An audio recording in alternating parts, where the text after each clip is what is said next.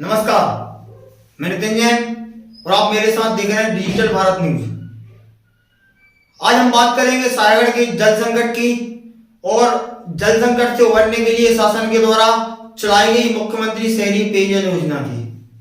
आखिर क्या कारण रहे कि 11 करोड़ 95 लाख की लागत से बनाई गई योजना सफल नहीं हो सकी और आज योजना के 8 साल बाद भी सायगढ़ नगरवासी पानी की समस्या के लिए जूझ रहे हैं। सायगढ़ में अगर हम जल संकट की बात करें तो केवल 8 महीने नगरवासियों के लिए पानी प्राप्त होता है, बाकी के बचे 4 महीने पूरे नगर में पानी के लिए त्राहिमाम मच जाता है। हालांकि इस समस्या से निपटने के लिए नगर पंचायत के द्वारा अस्थायी वैकल्पिक व्यवस्था लाई जाती है और टैंकरों के द्वारा सभी 15 वार्डों में पानी पहुंचाया जाता है, लेकिन यह भी पर्याप्त नहीं होता है। इस समस्या से निजात पाने के लिए शासन ने मुख्यमंत्री शहरी पेयजल योजना 11 करोड़ 95 लाख की लागत से सन 2015 में सायगढ़ के लिए प्रदान की। उस समय सायगढ़ नगर पंचायत के मुख्य अधिकारी मिथिलेश गिरी गोस्वामी थे, जो वर्तमान में भी अभी नगर पंचायत के मुख्य अधिकारी हैं।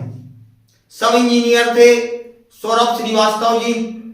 दोनों अधिकारियों के द्वारा डीपीआर बनाई जाती है, जिसके तहत अपर चंदिया से सायगढ़ तक पाइपलाइन डाली जानी थी और फिर बस्तियों में भी पाइपलाइन डाली जानी थी। उन पाइपलाइन के द्वारा सायगढ़ के हर गली मोहल्ले में पानी पहुंचाया जाना था।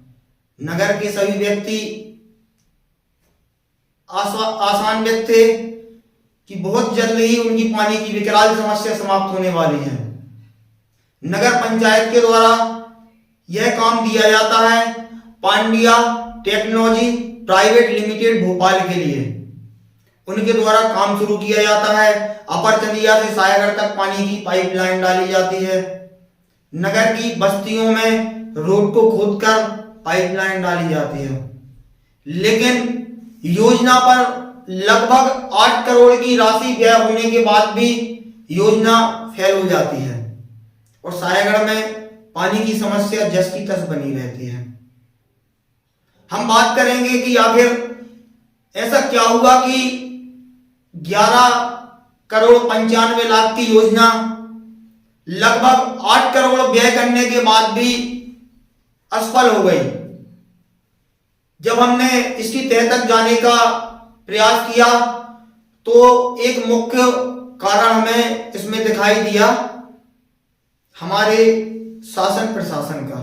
जब हमने पता लगाया तो पता चला कि जो पाइपलाइन डाली गई वो कास्ट आयरन की थी और ये पाइपलाइन लगभग 2003 की बनी हुई पाइप थी, जो शायद सिंचाई विभाग या पीडब्ल्यूडी की पाइपलाइन थी। शासन के द्वारा नगर परिषद सायगढ़ पर दबाव डाला गया कि आपको ये पाइपलाइन खरीदनी होगी। नगर परिषद के मना करने के बावजूद भी दबाव में वो पाइपलाइन दे दी गई और पाइपलाइन अपर चंदिया से सायगढ़ तक डाली गई। नतीजा ये हुआ कि जब योजना का क्रियान्वयन किया गया और अपर चंदिया से सायगढ़ तक जब पानी लाने की कोशिश की गई, पाइप पुराने और कमजोर होने के कारण प्रेशर से पाइप फट गए और पानी सायगढ़ तक नहीं आ पाया। इसके बाद लगभग 2018-19 की बात है, नगर पंचायत सायगढ़ के द्वारा शासन के लिए योजना से संबंधित जानकारी दी गई और लगभग 3 करोड़ की राशि दोबारा मांगी गई कि यदि सरकार हमें 3 करोड़ की राशि देती है तो योजना का उन्नयन करके दोबारा योजना को चालू कराया जा सकता है, और अगर 3 करोड़ रुपए प्रदान नहीं किए गए तो जो अभी तक योजना में 8 करोड़ रुपए का व्यय हुआ था वो भी व्यर्थ और बर्बाद चले जाते हैं। लेकिन सरकार का स्पष्ट कहना था कि पैसे है नहीं है, पैसे आपको मिलेंगे नहीं। 8 करोड़ नहीं 80 करोड़ भी बर्बाद हो जाए तब भी आपको पैसे प्रदान नहीं किए जा सकते हैं। नतीजा सबके सामने है। हालांकि कुछ और कारण हैं जो देखने में आए, जो पांड्या टेक्नोलॉजी प्राइवेट लिमिटेड यह काम लिए थी, उसके ऊपर अतिरिक्त कार्य का दबाव आया, अतिरिक्त पैसे का उसको भुगतान नहीं किया गया, और भी कई ऐसे कारण थे ठेकेदार के व्यक्तिगत, जिन कारणों से ठेकेदार ने काम बीच में छोड़ा और ठेकेदार काम छोड़कर चले गए। नतीजा ये हुआ, ठेकेदार को ब्लैक लिस्टेड भी किया गया। सुनने में आया कि ठेकेदार की अमानत राशि भी जब्त की गई। लेकिन प्रश्न ये उठता है कि जनता का जो 8 करोड़ रुपए बर्बाद हुआ, उसका जिम्मेदार कौन है? उसकी जिम्मेदारी क्या कौन लेगा? क्या डीपीआर जब बनी उस समय मुख्य नगर पंचायत अधिकारी मिथिलेश गिरी गोस्वामी और सब इंजीनियर सौरभ श्रीवास्तव के द्वारा सभी पहलुओं पर विचार किया गया था? क्या इस पहलू पर भी विचार किया गया था कि 2003 के कास्ट आयरन के बने पाइप अगर लाइन में डाले जाएंगे तो वो प्रेशर नहीं झेल पाएंगे? प्रश्न बहुत सारे हैं। अगर इन सब पहलुओं पर विचार किया गया होता तो शायद आज साहेगढ़ में पानी आ गया होता। हालांकि सरकार के द्वारा योजना के उन्नयन के लिए शहरी मुख्यमंत्री नल जल योजना को पुनः अमृत योजना से जोड़ा गया और 11 करोड़ की लागत राशि पुनः स्वीकृत की गई, जिससे भविष्य में योजना को सफल बनाया जा सकता है। हालांकि नगर पंचायत के द्वारा लगभग 6 बार टेंडर निकाले गए। ठेकेदारों के द्वारा टेंडर न लेना योजना आगे ना बढ़ने का मुख्य कारण है। अब हम जो योजना में पाइपलाइन डली थी अपर चंदिया से साहेगढ़ तक, उसमें पिछले 1 साल से जो कुछ घटनाक्रम हो रहा है उस पर भी बात कर लेते हैं।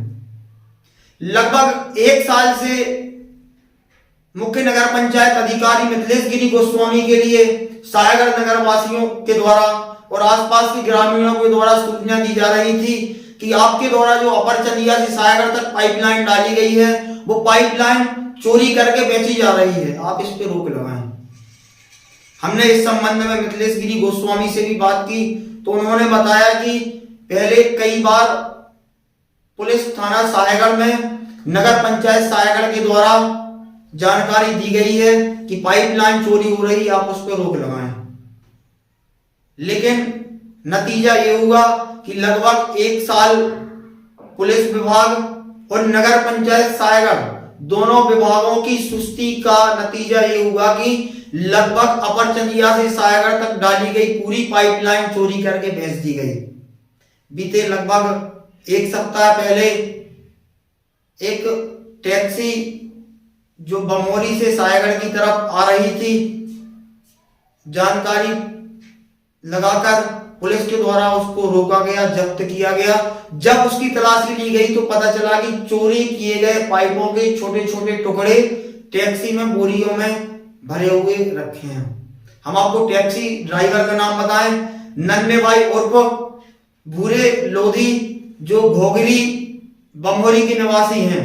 इनकी टैक्सी में चोरी की पाइपलाइन रखकर लाए जाते हैं। खबर जंगल में आग की तरह फैल जाती है। साहेगढ़ के पूरे लगभग सभी मीडिया कर्मी पुलिस थाने पहुंचते हैं। मीडिया कर्मी और पुलिस विभाग के अधिकारियों के सामने टैक्सी ड्राइवर नन्हे लोधी के द्वारा बयान दिया जाता है कि मैं ये पाइप बीरू यादव मदनतला निवासी के घर से लेके आ रहा हूं, जिन्हें बेचने जा रहा था। लेकिन इतनी लापरवाही हुई कि सुबह 8 बजे लगभग 8 से 8:30 के बीच में टैक्सी ड्राइवर को गिरफ्तार किया जाता है और लगभग शाम को 7 बजे तक कोई भी कार्रवाई नहीं की जाती है।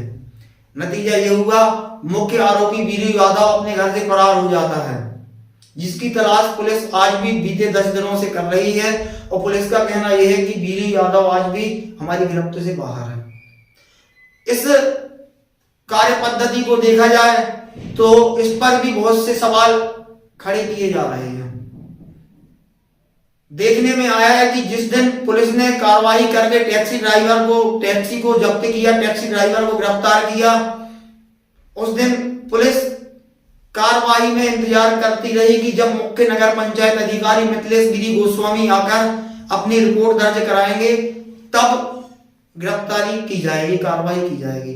प्रश्न उठता है कि जब लगातार नगर पंचायत सायगढ़ के द्वारा चोरी की घटनाओं की रिपोर्ट दर्ज, शिकायत दर्ज कराई जा रही थी, तो उस दिन टैक्सी ड्राइवर को गिरफ्तार करने के बाद पुलिस पुनः शिकायत दर्ज कराने का इंतजार क्यों करती रही? तत्काल मुख्य आरोपी बीलू यादव के घर पर छापेमार कार्रवाई क्यों नहीं की गई? तत्काल साहेगढ़ में स्थित 5 ऐसे व्यापारी जो कबाड़े का सामान खरीदने का काम करते हैं, उनके यहां जाकर उनकी दुकान पर छापामार कार्रवाई क्यों नहीं की गई? उनके सीसीटीवी फुटेज को क्यों नहीं खंगाला गया? और अगर खंगाला गया तो उन सीसीटीवी फुटेज को पत्रकारों के सामने वायरल क्यों नहीं किया गया? प्रश्न बहुत सारे हैं। कार्य पद्धति को देखकर हम और हमें सुनने वाले, हमें देखने वाले, आप स्वयं अंदाजा लगा सकते हैं कि इसमें संलिप्तता की गुंजाइश बहुत ज्यादा है। आज भी पुलिस के द्वारा मुख्य आरोपी की तलाश जारी है। पत्रकारों के द्वारा जब इस विषय पर प्रश्न किया जाता है, जानकारी मंगाई जाती है, तो पुलिस विभाग का रवैया बदल जाता है। तानाशाही रवैये में पुलिस के द्वारा जवाब दिए जाते हैं जो अशोभनीय रहते हैं। कभी पुलिस जवाब देती है कि आरोपियों की तलाश की जा रही है, तो कभी पत्रकारों के लिए पुलिस विभाग के द्वारा जवाब दिया जाता है। तो फिर एक काम कीजिए, पुलिस विभाग को रहने दीजिए, आप पत्रकार हैं, आपको तलाश कीजिए ना अपराधियों की। तो बताइए कि पुलिस विभाग की कार्रवाई पहले से ही सुस्त है। नगर वासियों के द्वारा पत्रकारों से प्रश्न किए जाते हैं कि आप बताएं आखिर क्या हुआ इस प्रकरण में, और उन नगर वासियों के प्रश्नों के जवाब जानने के लिए जब पत्रकार पुलिस विभाग से प्रश्न करते हैं तो गैर जिम्मेदाराना जवाब दिए जाते हैं। प्रकरण पूरा आपके सामने है, फैसला आपको लेना है।